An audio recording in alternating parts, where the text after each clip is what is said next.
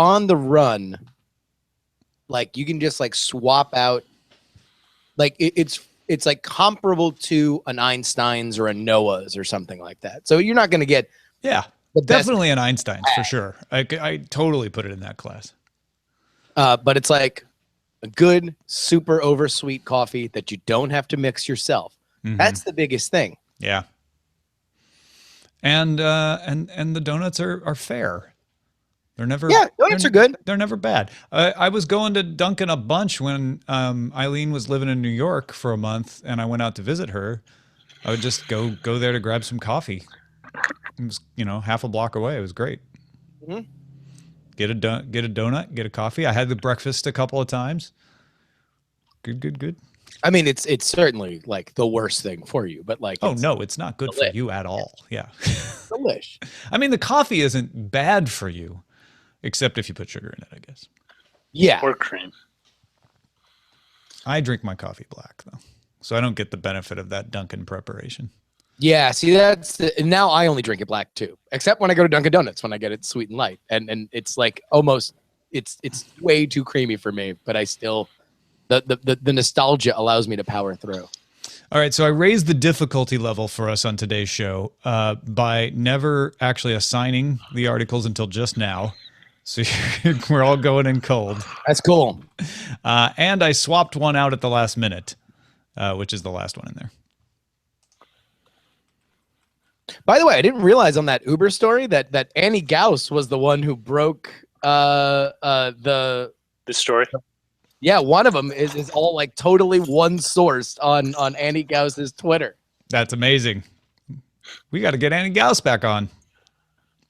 Yeah, I should call her back and tell her that. Oh, all right. I probably shouldn't talk publicly about it. I'll ping her. All right. You guys ready? Yeah. Yes. Okay. Here we go now. The Daily Tech News Show is powered by its audience and many Texans, not outside organizations. To support the Daily Tech News Show, visit dailytechnewsshow.com/support. This is the Daily Tech News for Thursday, December 15th, 2016. I'm Tom Merritt. Joining me, my co-host on the Thursdays, Justin Robert Young, is back in the saddle. We're back in the saddle again. Not what I was expecting, but also not disappointed at all. Well, I mean, if you hated my singing, please ad reply me, Justin R. Young, and just Tom, it is always a pleasure to be back. And I got this sense today that everybody in Silicon Valley is just trying to clear literally everything off their plate until they leave for the holiday break. It was the big dump of news today, wasn't it? Everybody, just push it, whatever. Bad news, good news, in-between news, sneak previews, just whatever. We're all taking a long weekend, and it starts tomorrow. Janice, Derek, I want these press releases out by 11. Just push it. Who knows? Who cares? Whatever. You're moving along. Yeah. We're going to talk mostly about the big news from Facebook, their new fake news identification system, and why Justin thinks that opens a portal to hell. Yes. That is our main portal to hell. Hashtag hell portal. Couple of dribs and drabs before we get to the top stories. Twitter announced it's cutting off access to geospatial intelligence data. That's being sold to those fusion centers, police intelligence centers, by Dataminer. Verizon went back and said, we will push an update to Note 7s. We're just going to wait until January 5th to do it. That will disable charging and shut down wireless radios. That's around the time that all the rest of the carriers are doing it anyway. And Super Mario Run launched on iOS Thursday. If you've heard it's $10 and you go to the App Store and download it for free, don't think you took advantage of some cool glitch. It's that way for everybody. I only say that because I was at the vet this morning and I was like, ooh, I got it for free. There must be a glitch. No, you get the first 3 World Tour levels for free, and then it's an in-app purchase of $10 to unlock the rest of the levels, as well as Toad Rally and Kingdom Builder. And it's a one-time fee. Once you pay the $10, that's it. That's good. Now, here are some more top stories. Yahoo announced Wednesday that data provided by law enforcement in November indicated a security breach compromised more than 1 billion accounts in August 2013. The information accessed may have included names, email addresses, telephone numbers, dates of birth, hashed passwords, but hashed with MD5, which is like hashing something with tissue paper these days. In some cases, unencrypted security questions and answers were also possibly accessed. They actually don't really know at this point. This is a different breach from the one that was disclosed back on September 22nd. Yahoo is notifying affected users and invalidating security questions. Yahoo is, if you didn't remember, still in the process of being acquired by Verizon, who's seeing the price they're willing to pay go down by the minute, Justin. And now the rumors are threatening to maybe walk away entirely. So shares of Yahoo tanking today on the possibility, remote though it might be, that Verizon will walk away from this deal. I mean, when the first story broke, which we need to caution is separate from this disclosure, right? My first thought was the way it was handled seemed to indicate, and it had troubling indicators for me. And my guidance going forward about the story was there's going to be a whole lot of what did you know and when did you know it? Now that we have yet another problem here, I don't think in and of itself this is the worst possible thing that could ever happen to a tech company, especially one as old and robust as Yahoo. But coming after the first one, which I don't know if it was handled exactly as best as they would have liked to, and while Verizon is literally just, erasing zeros from a check, like by the second, it could not come at a worse time for Yahoo. Yeah, it's not good for the acquisition. It's not good for Marissa Mayer's reputation, and it is really not good for even the Yahoo security people who are gone. I mean, the fact that they were hashing with MD5 in August 2013 is the worst part of this story to me. Now, granted, we had some people say, hey, what do I do about this? What you do about it is make sure that you change your Yahoo password, especially if you haven't changed your Yahoo password since August 2013. My guess is most people have because of multiple breaches that have been reported, not just the one in September, but there was one a couple of years ago as well. But definitely look into that and make sure that you turn on some two-factor authentication if you haven't already. And that's about it. That's about all you can do at this point. Unless you were one of those people who was using the same password in multiple places, then you need to go change them in those other places as well. Yeah.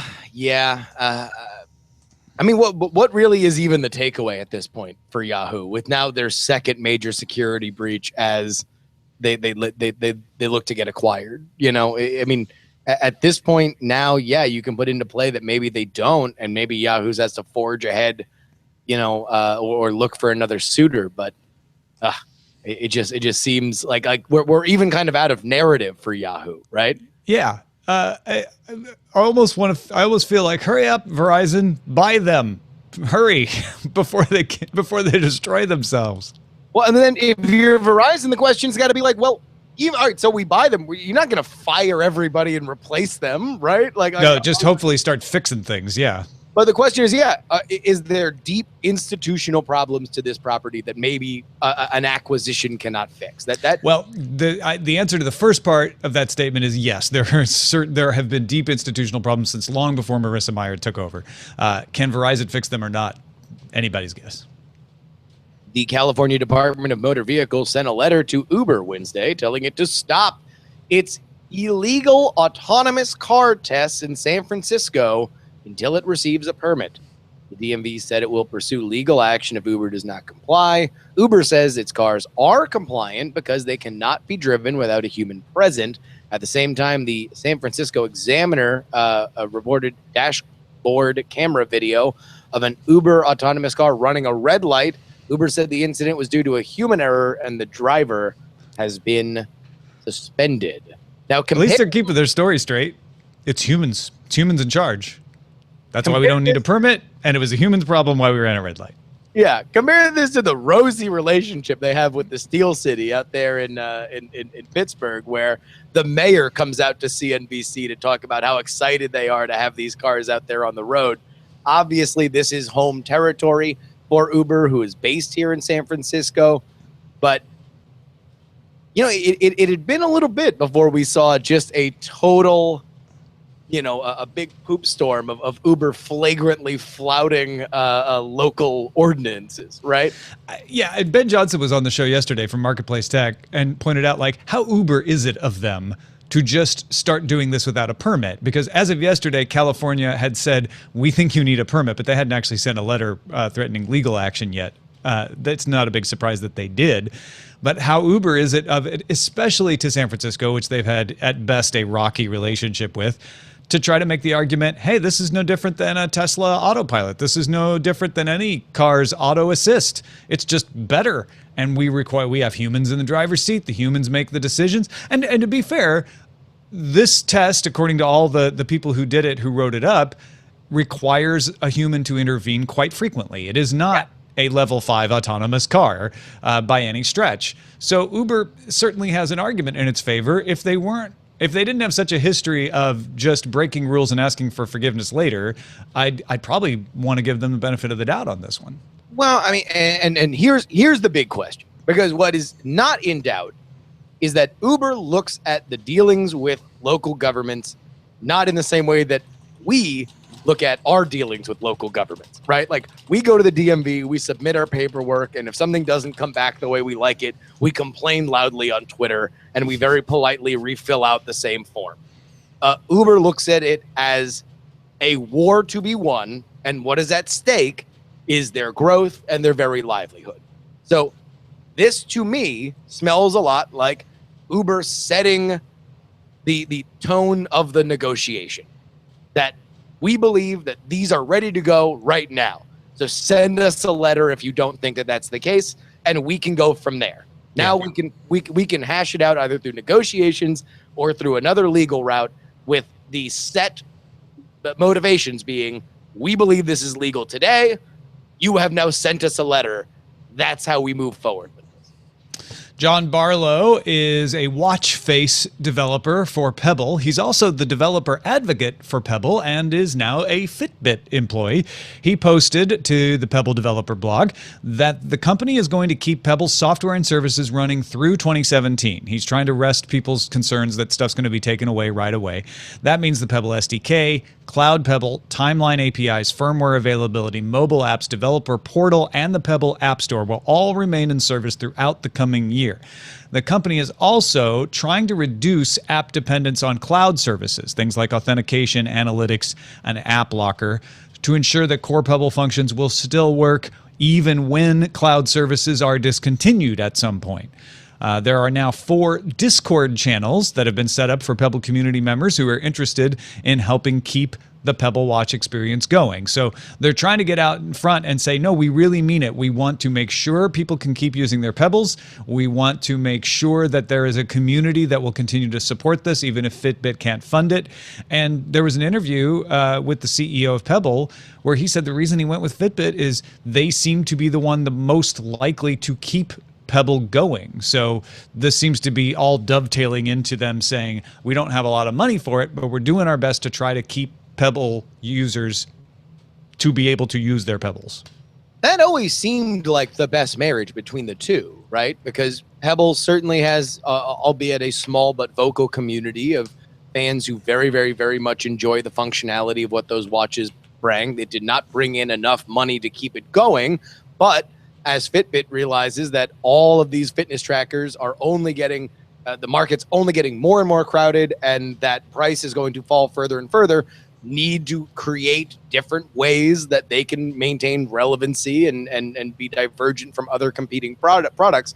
So in my mind, I would almost be surprised if we don't see in the next year or 2 years Fitbit with Pebble OS or with Pebble features, however they want to brand it. And part of that is keeping this very active developer community going and supporting and making this an exciting feature to bring to new Fitbits. Absolutely. It may be unlikely. It certainly is difficult, but if the Pebble developers and the Pebble community can make this happen, Fitbit might come away with a much better way to operate an operating system and a wearable operating system because you have such community involvement with it. If they're smart, they'll use that to their advantage. Right now, there's a lot of angry people. They've got to get past that. But if they can, which is not a given, they could end up being a big winner in this. And the community would too in that case. Well, I mean, because right now you've got a lot of app developers that are developing watch echoes for Apple's watch, right? But as far as just dedicated for a watch, like developer communities, I mean, Pebble's kind of where it's at right now. Yeah. Time to say goodbye, Justin. Now it's time to say goodbye to FCC Chairman Tom Wheeler. He announced that he will step down as chairman on January 20th when the U.S. inaugurates its new president. The Senate failed to confirm Jessica Warcell to a new term on the FCC before it adjourned. That will leave the commission with only 3 of 5 commissioners as of January 20th, barring confirmations before then. Commissioner Ajit Pai has been rumored to be the choice to take over the chairman position. Man, he might be Tom Wheeler, but it was a real wild ride for him, certainly in terms of our community. All the hot takes when he first came in, that the final decimation of the FCC was complete now that a telecom lobbyist had taken his stranglehold to the board, and then obviously the net neutrality stuff giving him a far rosier picture within the tech community. What wither the legacy of Tom Wheeler, Tom? Wheeler was a dealer. He was. That's the way I'll put it. Yeah, he surprised a lot of people by putting through open internet guidelines that didn't go as far as a lot of net neutrality advocates wanted them to, but made the big step of reclassifying internet service as common carrier service in a way that tried to avoid the negatives. It still remains to be seen if it really could avoid the negatives, and most likely we'll never get to see it play out because the incoming administration, while they can't just axe it on day one, is likely to do everything they can to get rid of those open internet guidelines over the course of the next couple of years. That said, part of the interesting thing of this, I know I'm the one who always tries to avoid the conspiracy theories and say, well, look, what's really likely to happen is this. And I know what I'm about to say is not likely to happen, but they didn't confirm Jessica Rosenworcel. That means they only have 3 commissioners as of January 20th. Now, they're probably going to confirm somebody before January 20th, or at least nominate somebody. But Sure. If the other Democratic commissioner, Minion Clyburn, were to step down, there would only be 2 commissioners, which would leave them without a quorum, which would leave the FCC unable to continue. And then what? And then it would just, nothing could be changed. Like the FCC would continue. I shouldn't say it would continue, but it would not be able to continue changing things, proposing, like they wouldn't have a commission that could vote on any changes or make any changes. So it would freeze the FCC at that point. There's got to be some mechanism to put people on, at least temporarily. Well, no, the mechanism is you nominate people and get them confirmed. Now, the reason this is unlikely to happen is, like I said, they're going to nominate somebody to replace Wheeler probably before the 20th. Certainly, they could just confirm Rosenworcel before the 20th when the new Congress sits. That would require some fast moving, though. And we've seen stranger things happen. The other thing is, you don't have to nominate 2 Democrats and 2 Republicans necessarily, I don't think. If I'm wrong about that, email me, feedback@dailytechnewsshow.com, but you could just stack the deck with everybody from your party. This is an underrated story. I feel like Tom Wheeler, certainly a very interesting legacy. An interesting legacy for somebody that I think a lot of people thought that they had pegged when he first walked in. And by the way, him announcing his resignation as of inauguration days, it's not news. Like that is expected. That's what any FCC commissioner would do when there's a new incoming president from the opposing party. That's just normal. It's all the other things around it that make it interesting. Yeah. Twitch opened a new content category today called IRL, which allows streamers to speak in Irish accents. No, that's not what it does. IRL stands for in real life. It allows streamers to talk about anything they want for as long as they want. Service launched at 2 p.m. Pacific Thursday, which if you're watching live hasn't happened yet, but I'm pretending, okay? Partners can monetize their content through ads and subscriptions, just like other streams. And Twitch says it will add live streaming to its mobile app sometime next year. Now, the official launch is 2 p.m. It's already out there, right? You can already use it. No. That launched at 10. 2 p.m. is the press conference about it. Yeah. So what do you got? What do you got on Twitch real life? I mean, they had a good explanation, because the first reaction to this is going to be, oh, so they're bringing back Justin TV. But the difference is Twitch has a much better handle on community. Justin TV was sort of wide open. We don't know what you're here for. Twitch is saying, no, we have a very good approach to saying we support people who have an active community, and now we're going to open that up to more topics, but it's not the Wild West the way Justin was. Disclaimer, my wife works at Twitch. So here's the deal. This was something that was very, very, very, very, very much requested by current partners, people who stream a lot, as well as viewers of Twitch, which is the reason why they went in this direction. What they want is to avoid the problems that they were having, where partnered streamers would play video games for X amount of time and then go do something else that was technically outside of what they could do. And so instead of being, the over obnoxious dorm RA that's making sure that you're always doing exactly what you're doing, they wanted to give people a chance to properly categorize themselves going forward, which is really what the secret sauce of Twitch is that when Justin TV was there, it was literally just, the best thing that you could do to find something that you might want to watch was to memorize that, oh, I remember cool dude XXX streams these kinds of games or does these kinds of things. I'll remember these bizarre names and then find them. Twitch has a very, very smart and intuitive way that you can just find people who are playing Hearthstone or Minecraft. Now, vlogging will be on top of that. The other thing that we didn't mention is that gaming talk shows is now just talk shows, meaning Daily Tech News Show could stream on there. You can follow twitch.tv/Justin R. Young and find all the one mic shows that I do. Then I will now be streaming on Twitch.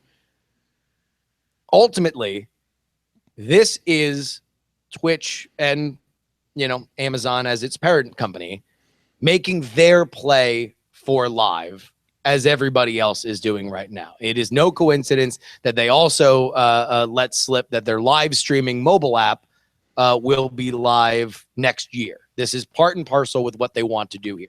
They believe that their secret sauce is you're not just pushing it out to your social graph like you would on Twitter or Facebook, that anybody you've ever met might want to see you live. No. This is for people that are really dedicated to doing it and that already have communities that want to watch them spend any amount of time live, many times, hours and hours and hours and hours and hours. So, yes, it is kind of Justin TV, but I think it's oversimplistic to just look at this and say, okay, well, now it's back to what it was. Because I really don't, they're not unlearning the lessons that they learned when they decided to put these restrictions in. Yeah, and as somebody who makes content, I look at this and think, oh, okay, the big reason I use Hangouts for our video stream is because it does auto switching. Give me a tool like that on Twitch, I'll switch in a minute. I have no other reason to stay in one place or another. And it does seem that Twitch is more actively supporting live streams, I think that's understating it, than YouTube is. At the same time, the idea of just maybe going on and doing a one mic thing is attractive because Twitch has dedicated community tools and is focused on that kind of fostering of community. And I think that's really interesting. This also comes this week. They launched their Mod Shield tool as well to have better, automated moderation. I don't know. Obviously, I'm biased, but I think that this is a very, very wise move for them. Evernote announced a new privacy policy that will go into effect January 23rd. Evernote wants to use machine learning to help users make sense of its own data and wants its employees to be able to ensure that machine learning is working properly. So the new privacy policy will give some Evernote employees the right to see users' private notes. Evernote says only employees will have that have undergone a background checks will be able to view data and will not be able to view data encrypted by users. Users can also opt out of having notes used for machine learning. So this is a classic, right? Company decides they need to do something, machine learning, right? It's a great idea. Everybody's going to love this. You know, we can get in on that machine learning sauce, have it do some really cool things with your notes and suggest organizations and things you wouldn't have thought of. And who isn't going to like that? Well, it's not perfect. No machine learning algorithm is. So we'll need to be able to monitor it. Okay, yeah, we'll have a couple of staffers on board to make sure it's working. Every once in a while, you might need to look at someone's notes, and that would violate our privacy policy. But we're only doing it to make sure the machine learning, you know, we're not going in to spy. Okay, well, let's tweak that privacy policy. Well, people are going to get upset about that. Oh, okay, we'll let them opt out, and everybody will be happy. No. There are the usual number of "I'm leaving Evernote" posts are appearing. Yeah, you know, I mean, this is just like the tale as old as time when it comes to these, you know, the tech companies tend to have a different view of what privacy should be foregone so you can get a better product. And I don't blame them for having this point of view, but this is pretty much the same argument that we're seeing around the Uber tracking you as you leave your Uber situation, where for Uber, they're like, hey, wait, you want us to be a smarter system where we can predict where you are and what you do, so we can maybe even direct people or push some cars into heat map areas at certain times of day so you can get a quicker Uber, right? And people in general, sure, yeah. Well, that means doing this. No, you're tracking me. Like now you're literally just making me you're pushing more of my life into your service than I want done. Same thing here. Evernote is obviously something that is a kind of intensely personal a product, right? You are only uploading things that you deem important enough to save, either for business or your own life. So, I mean, handled indelicately, which is kind of the rule, not the exception. But at the same time, you want it to work better, right? Well, and here's the thing. I from the audience reaction point of view, so one simple fix. Change that users can opt out to users can opt in to having notes used for machine learning. If you launch this with like, hey, we've got some special sauce out here. It's machine learning. It can do some nifty tricks. We'll put out a video showing you some of those nifty tricks.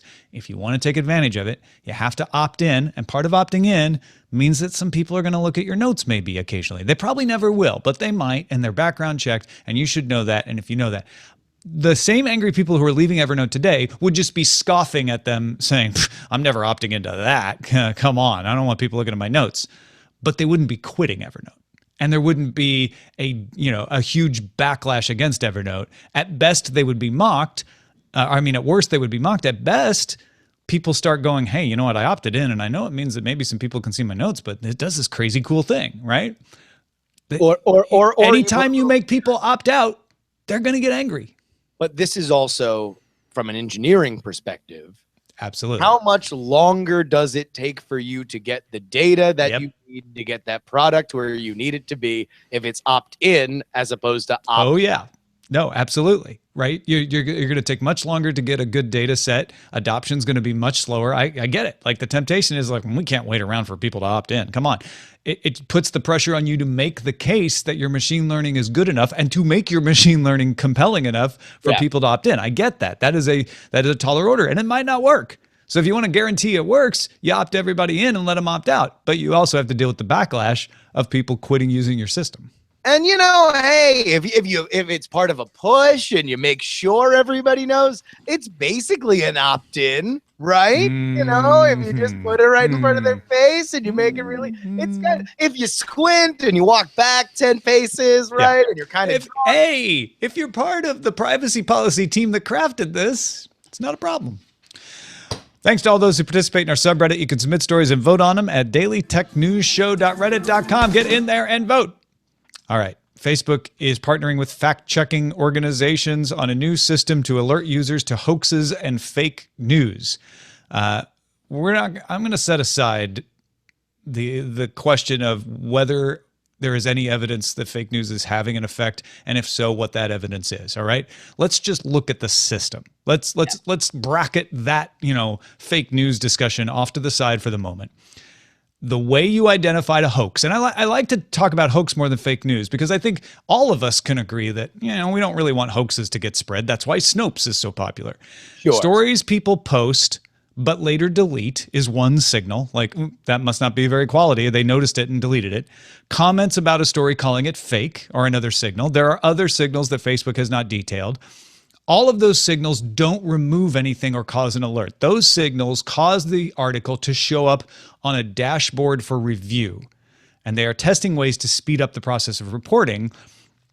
But it's all of those signals that cause the dashboard to get the link. Then Facebook employees will separate personal posts from links that present themselves as news. Now, that could sound problematic, but I think they're doing it right, which is checking the domain name. If this is a live journal, they will go, wow, people still use LiveJournal. And they'll say, no, this is not fake news. This is somebody's personal post. If this is a blog, they'll say personal post. They're going to go by domain name, not by content.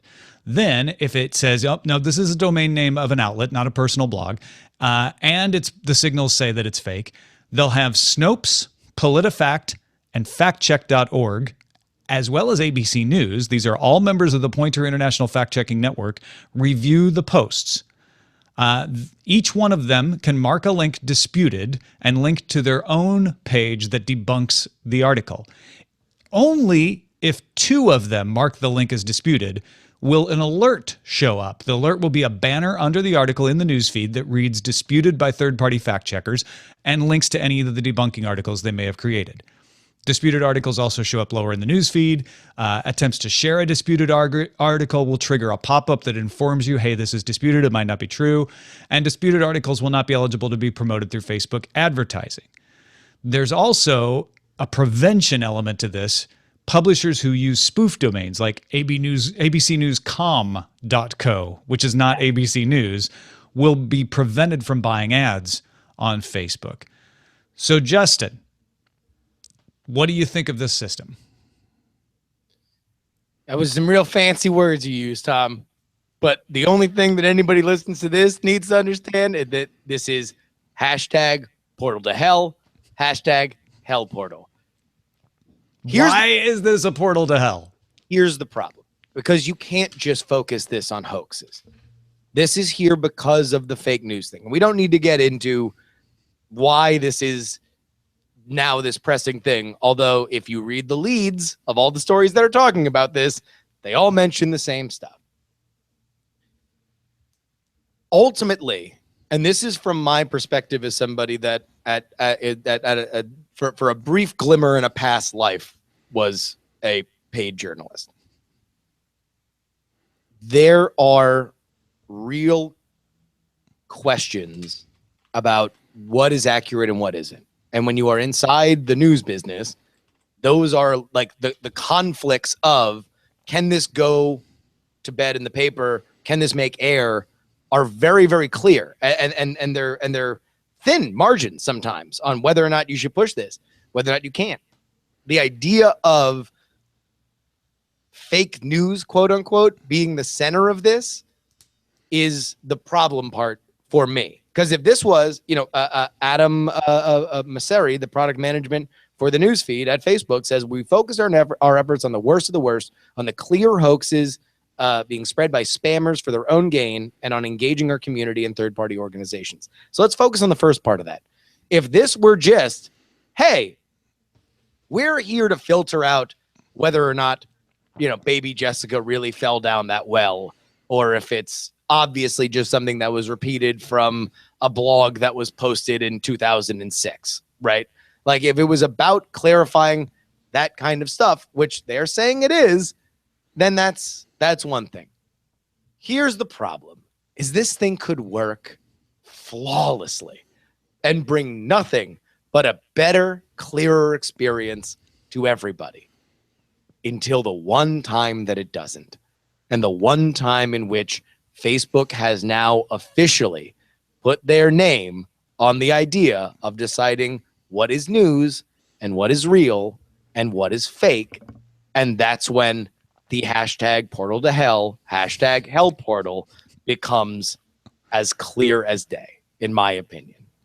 Well, so what you're saying is, as much as Facebook is saying this isn't putting a stamp of approval on stories, this is putting a stamp of dispute based on fact-checking organizations. It won't stop someone from getting angry that a story that was on the edge slipped through because it wasn't clearly disputable and then later turns out to be false. Yes. Or it puts Facebook at odds with those fact-checking organizations, because I love all of them. I love FactCheck. I love PolitiFact. I love Snopes. But let's take a look at FactCheck and PolitiFact.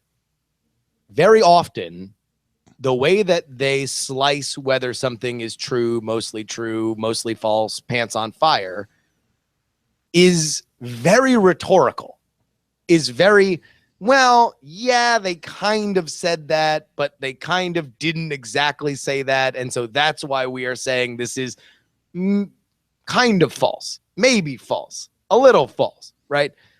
And let's even just say that they're only going to be flagging the things that they find to be pants on fire. You are still in the context of political speech. It's an amazing tool.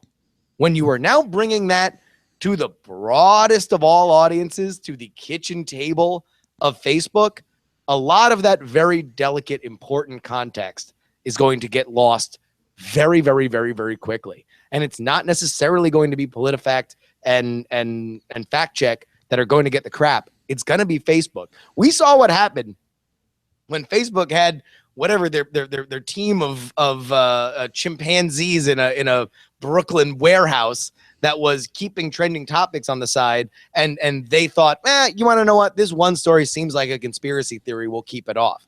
That ended with Mark Zuckerberg having to meet with Glenn Beck and 19 other conservative media outlets who feel persecuted. And I'm not blaming them for feeling persecuted.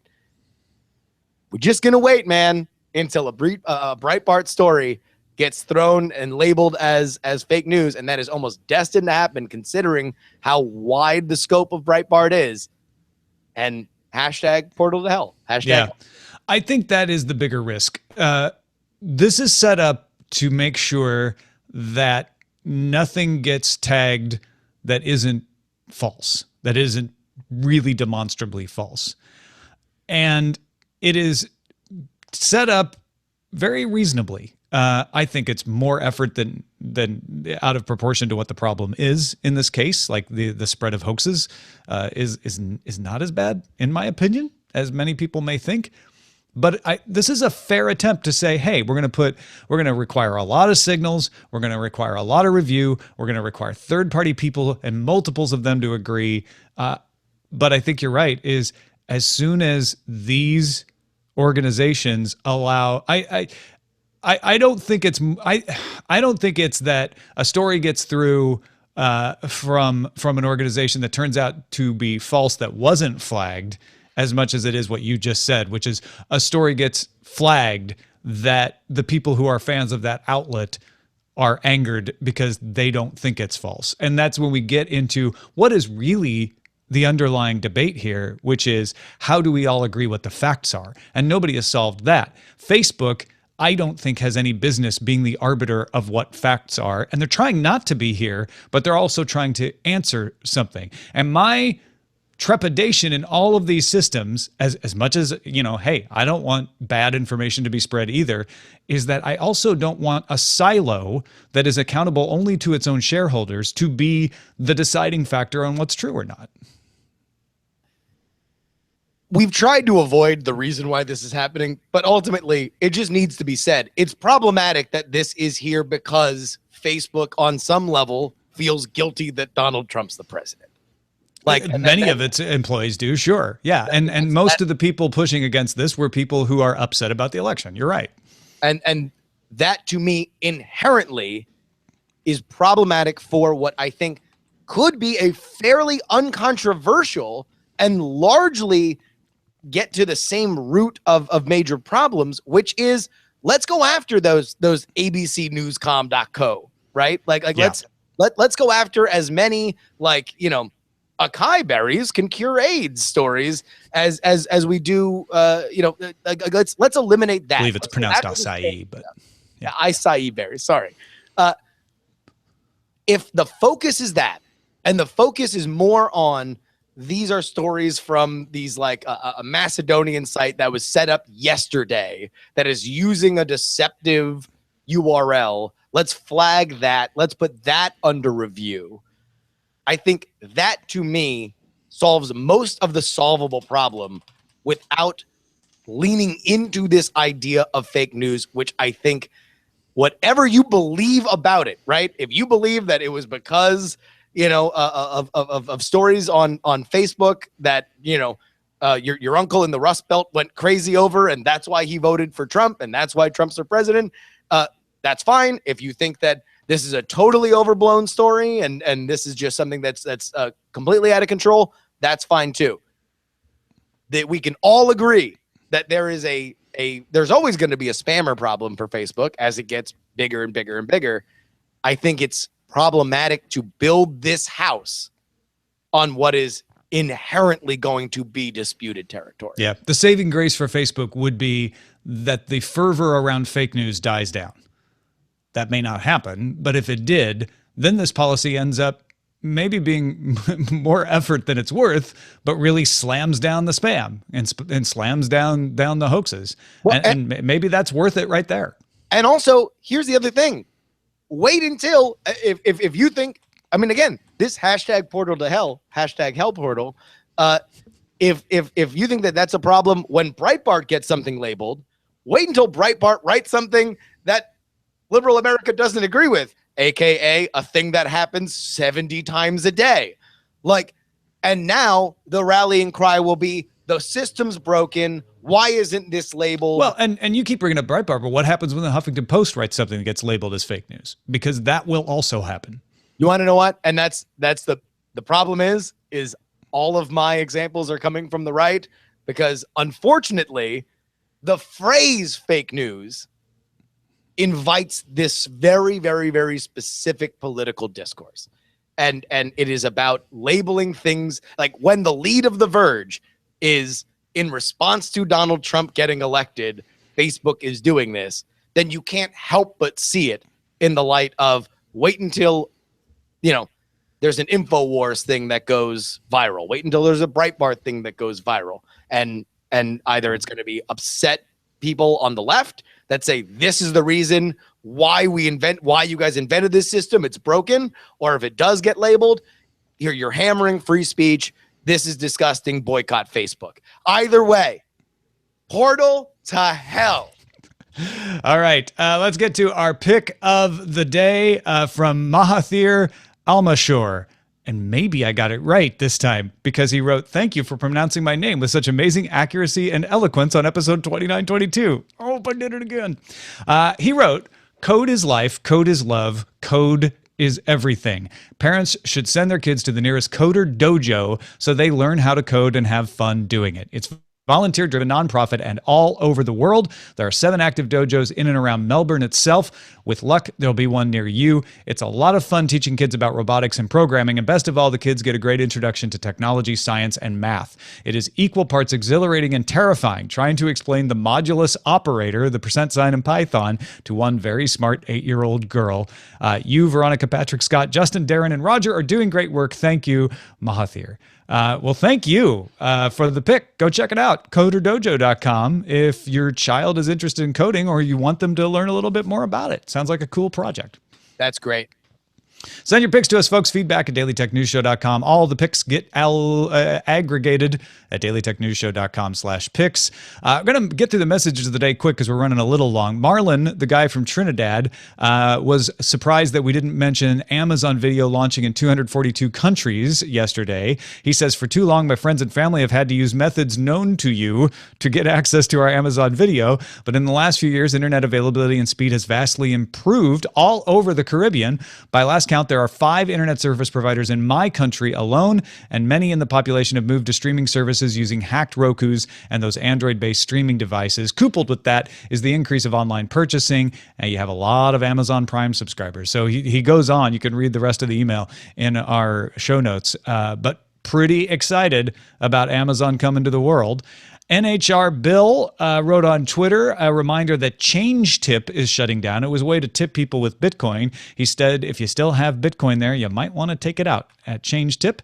And finally, Alex in Connecticut said, is it just me, or is Apple's new TV app completely useless? Is it just him, Justin? No, it's not. You can't do the all-in-one app without having it all in one. Yeah. No, that is the biggest problem. Maybe someday. And maybe you have to launch it this way to get everybody on board. And Netflix just did add itself to Universal Search on Apple TV. So maybe there's hope. Maybe. But right now, it ain't it. Thank you, Justin Robert Young, for joining us today. Where can folks find more of what you're doing? Hey, twitch.tv/Justin R. Young, Tom. Go ahead and get me there.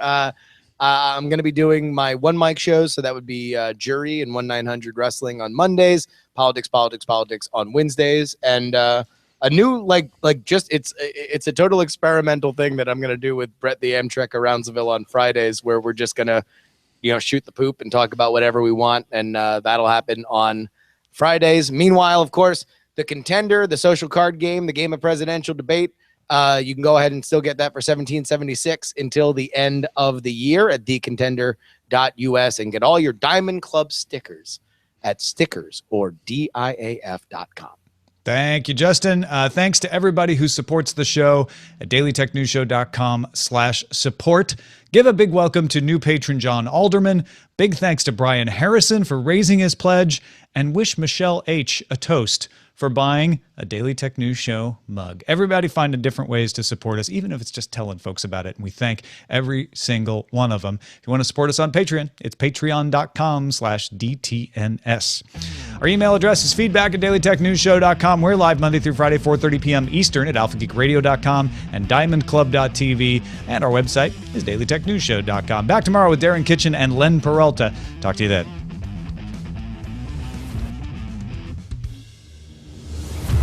This show is part of the Frog Pants Network. Get more at frogpants.com.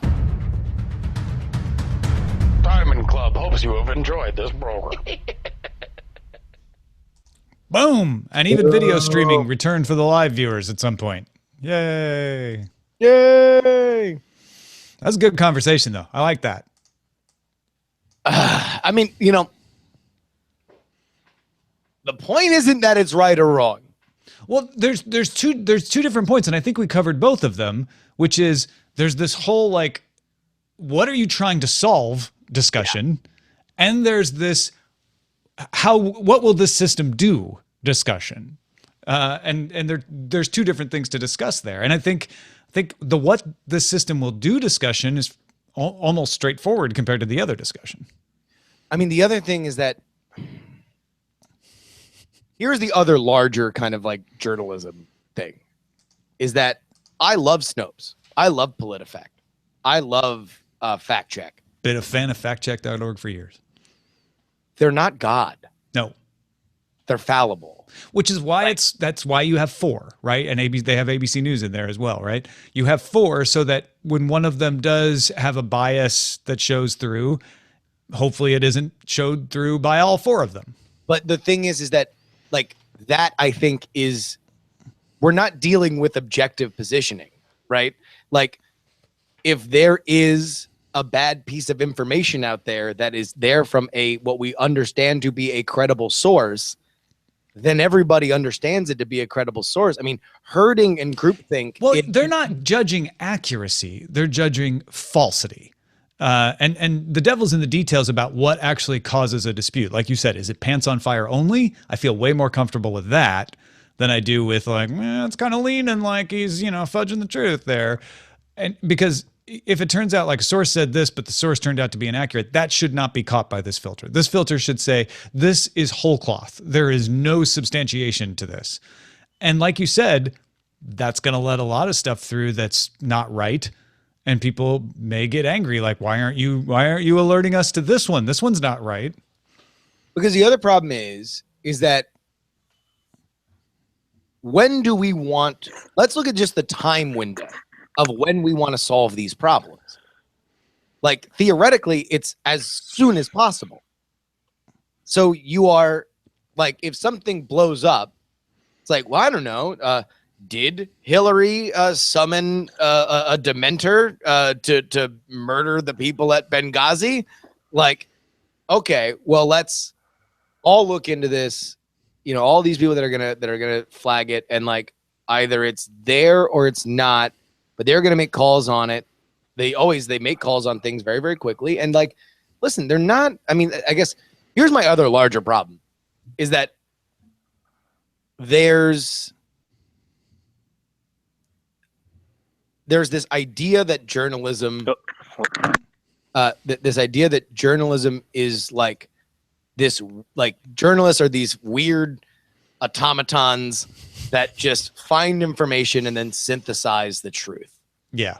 And that's in a forthcoming episode, I very bluntly, and I felt bad about it later, spouted out, there's no such thing as objectivity to one of our other co-hosts. Yeah. And I mean that. I don't mean it in the way I think a lot of people may take it, which is it is impossible to be objective, so there is no such thing as truth. I mean that what truth is a set of probabilities. It's a confidence level. Nothing is 100% objective.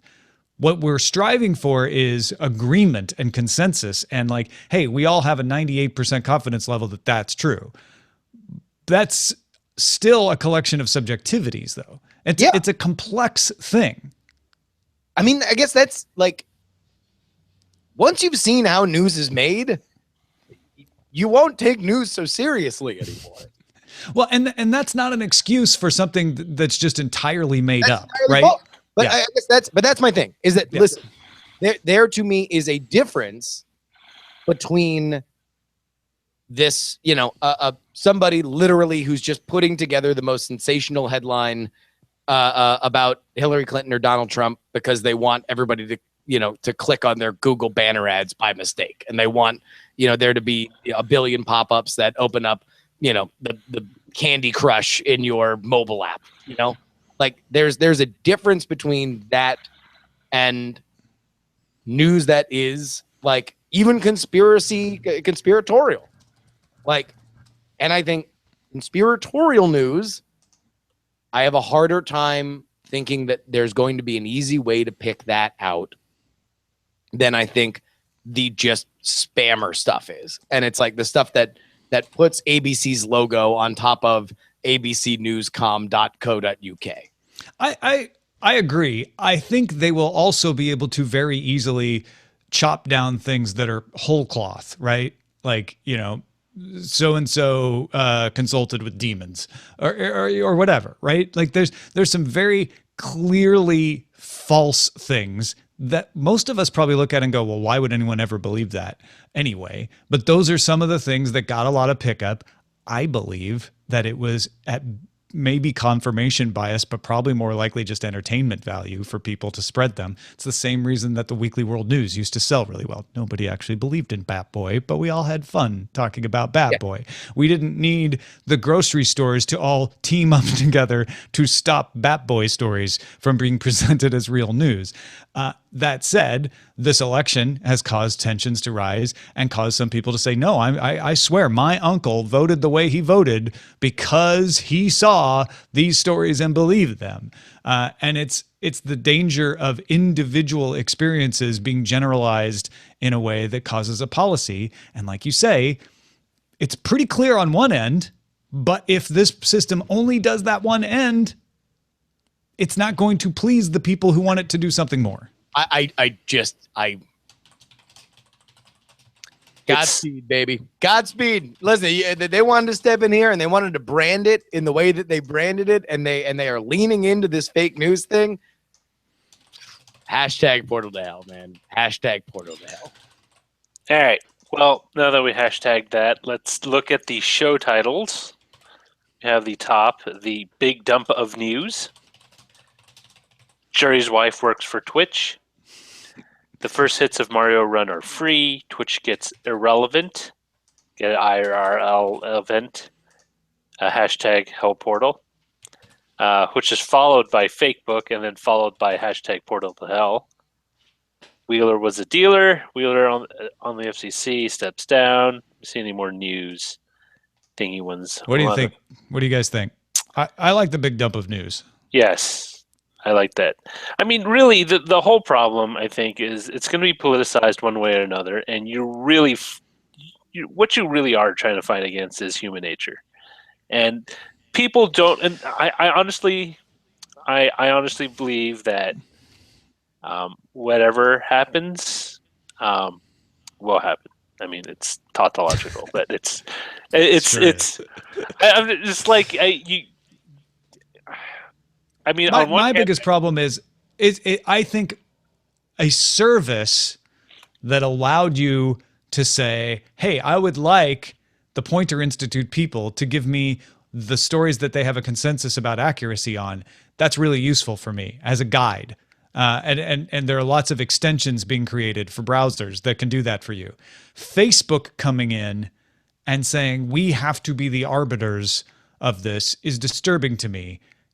However, the way they're doing it seems more like, well, we own the platform, so we'll be the extension that will advise you on there. It's not necessarily implemented badly. I'm just more bugged by this idea that we are, I have never liked the concentration of so much information in one company's hands. And the same problem goes for Google, mind you.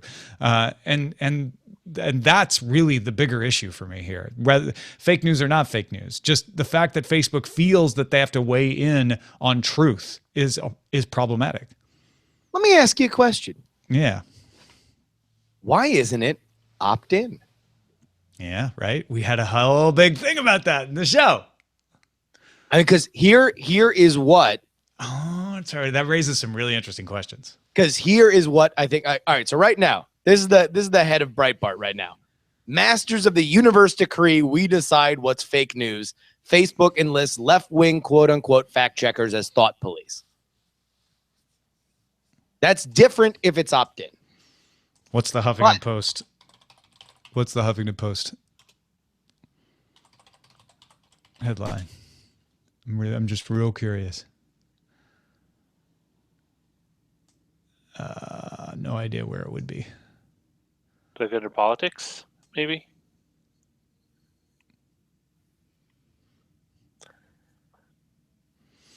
Facebook is finally taking action against fake news after the election. So now it's, well, thanks, dicks. Yeah. Too late. Yeah. You've screwed up the world. Yeah. Portal to hell. If it's opt-in. Portal to hell. Well, first of all, no one should read Breitbart or the Huffington Post, in my opinion, if you want reliable, attempts towards objectivity. But besides that, if it was opt-in, it really exposes what a lot of people want is, I need you to stop someone else from behaving a certain way. Yeah. Because the person who wants fake news to be stopped is never the problem. No, it's not you. It's not me. It's that other person who doesn't know any better and needs to be protected from themselves. Yes. And that's the paternalistic thing. Mm-hmm. That's the dog whistle for this is why this is where we get the masters of the universe stuff. Now, I will go the opposite way from you, Tom. I think that you should read both Huffington Post and Breitbart, and you should read the New York Times, and you should read the Washington Post, and you should read the Daily Caller, and you should read. Well, you're taking me out of context. No. You're right. No. I mean, I guess like I got halfway through that sentence, and you'll notice I immediately went for objective attempts at news. But I would say don't read I get what you're saying. Times for attempts at objective news, right? I mean, like, just understand that we are all blinking into the bright sun of truth, and nobody sees it the same way. Now, no, but I believe that there are outlets like Bloomberg and Reuters who do a better job than others. And sure, that's just my opinion. You may they do entirely the best job disagree. they can. Yeah. It's all about where you are, how close you are to the center, and how much of the landscape you deliver. I don't believe that every single source is equal in its presentation. No. Effort. I mean, like in anything else, the effort put into different things is ultimately what makes it, good or bad. But like, I guess like But when we get into these journalism discussions, it so often just becomes they're lying, they're telling the truth. Right. And it's not. It's always on a continuum. When 100% really, like, agree you know, with you there. the most damning thing I read about the New York Times was from Deadline. And this guy was saying, hey, listen, the problem with the Times, and this is even different than the LA Times or other places, other newspapers, is that their editors control things and the reporters don't. Yep. That was a great article. Their editors say, hey, look, what's the narrative here? Now fill out how you would write this over 6 months. Now find me those reports. And in my opinion, that's how you get Jason Blair. That's how you get Richard Glass. Like you get that because you have people that are making the decisions that are farther away from what's happening. That's why I read the BBC and listen to The Economist. All right. I'm going to get out of here. I love you guys. All right, man. Have a good rest of your day. Which title did you like? We went with the hashtag Portal to Hell. Hashtag Hell Portal. All right. Thanks, man. All right. Bye. Well, now I have a hashtag Portal to Hell. Hashtag Hell Portal is not what I put. What if we do two different? I've got one in the ID3 tags that's being uploaded now. But what if we do... Oh, crap. What did I do? What if we do one on the blog and one not? Sorry. Breathing into the mic. Why are you sorry? No, because I it was when Justin was talking. I could hear you. It was kind of ominous. I ran to the front to see who it was. It's just the Amazon. It was just UPS. Now I have a latent fear of a neighbor with a complaint at my door. Well, there's only been the one, right? Yeah. No. But that was last week, and I've only been here a week. See, that's less than one a week now.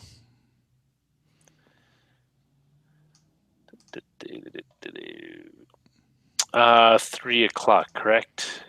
For the thing that goes out to the co-executive producers. Yes. Yes. Do you not have it on your calendar? I do. Just making sure. Because I thought it was yesterday, remember? And I'm just triple checking. I should have asked you that yesterday. Do you not have it on your calendar yesterday? Show rundown, monthly hangout. 3333. It's not live though, because people watching the stream or listening to it may think that you're promoting something and you're just doing housekeeping. But what we're going to record that Roger is talking about does go out to people at the $10 a month level in the Patreon. If you're curious. I just need to use the wrist. Okay. Thank you. Thank you for that. I am publishing now. Thanks everybody for watching. Bye. Goodbye.